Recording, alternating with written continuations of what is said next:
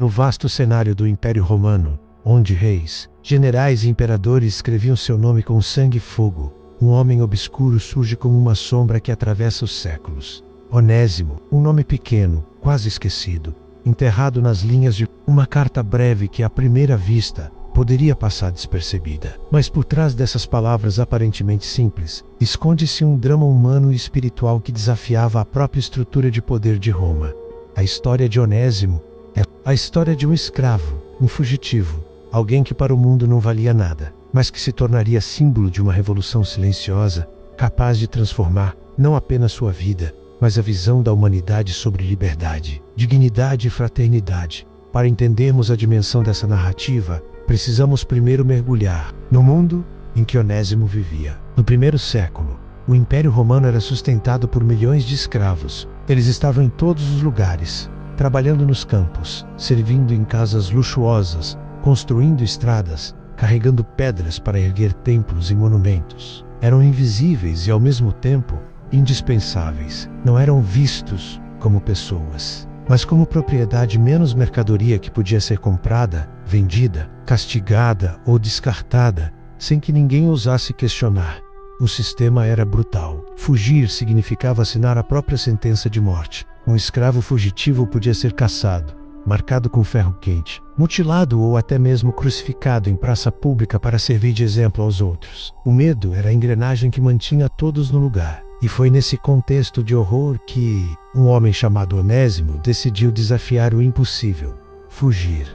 Não sabemos como exatamente começou sua jornada. Talvez uma noite silenciosa, talvez um descuido do seu senhor, talvez um estopim de desespero após anos de humilhação. O que sabemos é que ele correu, fugiu em direção ao desconhecido, deixando para trás a certeza da servidão para se arriscar no vazio da perseguição. Sua vida, dali em diante, era um constante jogo entre sombra e luz, entre ser caçado e se esconder. E foi nessa rota incerta que ele acabou chegando a Roma, o coração pulsante do Império. Roma era uma cidade contraditória. Brilhava com suas riquezas, teatros e templos, mas também escondia vielas escuras, coças superlotadas, esgotos abertos e uma massa de pessoas esquecidas, vindas de todos os cantos do mundo conquistado. Era o lugar perfeito para desaparecer, mas também um lugar onde o destino de Onésimo mudaria para sempre. Pois ali, no meio da grandeza e da podridão, ele cruzaria com um homem igualmente marcado pelo estigma da lei. Paulo de Tarso. Paulo não estava livre. Ele mesmo era prisioneiro, aguardando o julgamento. Guardado por soldados, preso dentro de uma casa. Carregava em si uma contradição ainda mais forte que Roma. Era um prisioneiro cuja voz se espalhava por todo o império. Onde muitos viam derrota, Paulo transformava sua prisão em púlpito. Pregava, escrevia cartas, recebia visitantes. E quando Onésimo entrou em sua vida, algo de profundo aconteceu. O encontro entre o fugitivo e o apóstolo é um dos momentos mais enigmáticos da história cristã. Onésimo, um escravo fugido aproximando-se de um homem perseguido pelo império. O que buscava? Refúgio? Esperança? Ou apenas alguém que o enxergasse como humano? O que sabemos é que Paulo o acolheu. Mais do que isso, o chamou de filho. Em suas palavras, Onésimo se tornou meu filho, que gerei nas minhas prisões. Pela primeira vez, aquele que era invisível se tornou alguém. Mas Paulo sabia que a situação era delicada. Onésimo ainda tinha um passado inescapável. Um senhor, Filemon, que legalmente poderia castigá-lo. E foi então que Paulo fez algo ousado, quase impensável. Escreveu uma carta a Filemon, mas não uma carta qualquer. Nela, pediu que recebesse Onésimo não como escravo, mas como irmão. Não mais como propriedade, mas como igual. Essa carta curta, que sobreviveu até hoje, é uma das mais radicais expressões de subversão do cristianismo primitivo. Em um mundo em que a escravidão era a base de tudo, Paulo afirmava que diante de Deus não havia escravo nem livre, mas todos eram um só em Cristo. Era uma dinamite lançada contra o coração da estrutura social de Roma.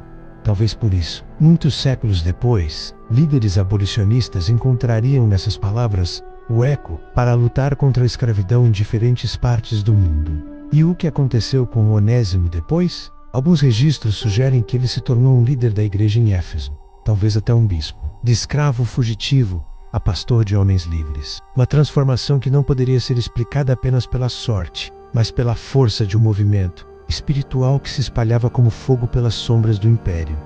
A história de Onésimo não é apenas memória, ela é espelho, pois de muitas formas ainda vivemos sob correntes invisíveis. Quantos de nós somos prisioneiros de medos, culpas, vícios, dependências emocionais? Quantos carregam marcas que os fazem acreditar que não valem nada? Onésimo se torna símbolo de esperança para os esquecidos, para os descartados, para os invisíveis do mundo moderno. Ele nos lembra que ninguém é pequeno demais para ser lembrado, que até os marginalizados podem carregar dentro de si a centelha de uma revolução silenciosa.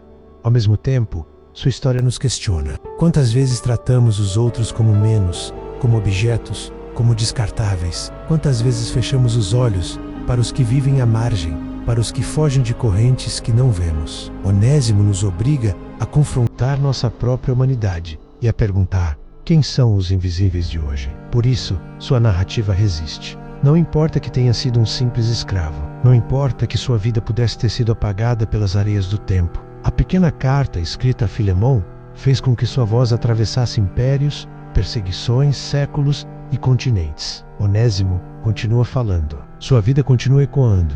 Ele é testemunha de que a liberdade não começa quando se quebram correntes de ferro, mas quando se reconhece a dignidade humana. Ele é símbolo de que os esquecidos podem se tornar eternos, e que em meio às engrenagens impiedosas da história, até mesmo aqueles que ninguém via, podem carregar a força de transformar o mundo. Onésimo, o invisível, tornou-se voz. If you liked this video, subscribe to the channel for more content like this. Until next time.